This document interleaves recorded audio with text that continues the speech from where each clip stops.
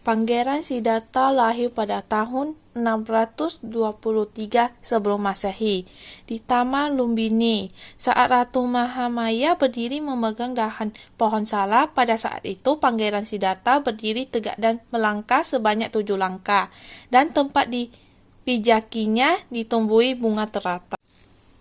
Kelahiran sang pangeran membawa kebahagiaan bagi seluruh kerajaan, termasuk Petapa Asita. Petapa Asita melihat adanya 32 tanda manusia agung pada bayi tersebut. Kemudian Petapa Asita memberikan penghormatannya. Raja pun beri penghormatan pada putranya. Petapa Asita terbawa gembira karena meletakkan akan menjadi sang Buddha, menangis karena usia yang sudah tua menjadi tidak bisa menunggu pangeran dewasa hingga menjadi seorang Buddha.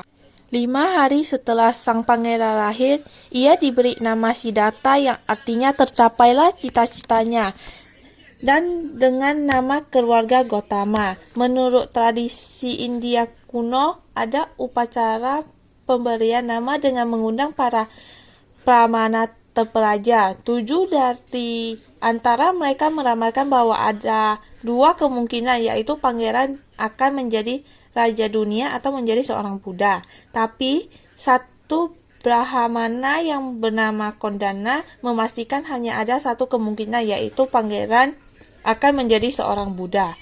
Ia akan menjadi seseorang petapa jika pangeran melihat 4 peristiwa, yaitu orang tua, orang sakit, orang mati, dan petapa suci. 7 hari setelah pangeran Siddhartha lahir, ibunya yaitu Ratu Mahaimawa mayat, dan ia dilahirkan di alam Tusita. Pada usianya yang ke-16, Pangeran Siddhartha menikah dengan saudara sepupunya yang bernama Putri Yasodhara. Pada saat usianya yang ke-28, Pangeran Siddhartha tidak lagi merasa senang akan segala kemewahannya.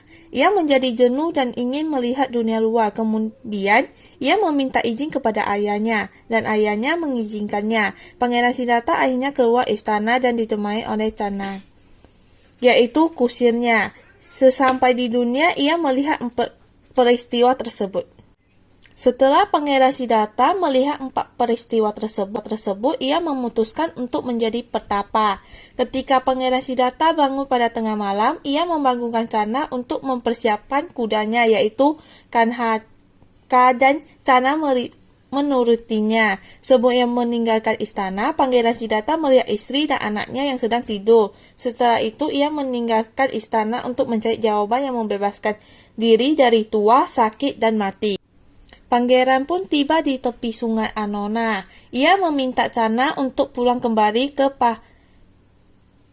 Kapilawatu bersama Kanhaka serta tanda kebesaran kerajaan, dan meninggalnya seorang diri. Cana memohon untuk mengikutinya menjadi petapa, tetapi Pangeran Siddhartha melarangnya. Kemudian Cana memberi hormat kepada petapa Gotama dan meninggalkannya seorang diri. Setelah ia memutuskan untuk menjadi seorang petapa, petapa Gotama mempelajari latihan pertapaan dari 2 petapa lainnya, yaitu petapa Arahakarama dan petapa Uttaramputra. Setelah mempelajarinya, tetap belum ditemukan jawaban yang diinginkannya, sehingga ia melakukan caranya sendiri, yaitu praktik pertapaan keras seperti 6 tahun bersama 5 orang petapa, atau Kondana, Mahanama, Asaji, Badia, dan Wapa.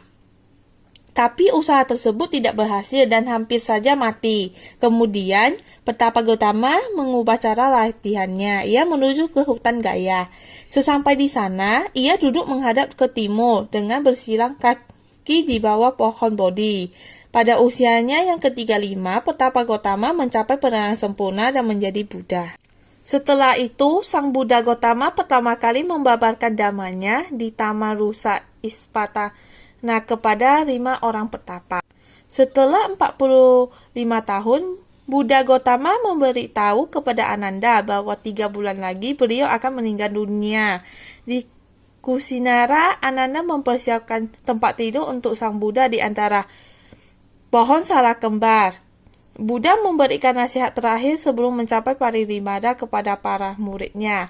Daripada saat hari bulan Purnama, bulan Waisak, pada usianya ke-80 tahun, sang Buddha mencapai parinibbana. Tanggapan orang tua saya, Pangeran Siddhartha rela untuk meninggalkan kehidupan duniawi yang penuh kemewahan untuk mencari jawaban agar makhluk bisa bebas dari penderitaan. Setelah beliau mencapai penerangan sempurna dan menjadi Buddha, beliau menyebarkan Dhamma dengan penuh cinta kasih meskipun beliau telah parinibbana. Kita sebagai umat Buddha sangat beruntung karena masih bisa mendengarkannya melalui ajaran agama Buddha yang terjadi hingga saat ini.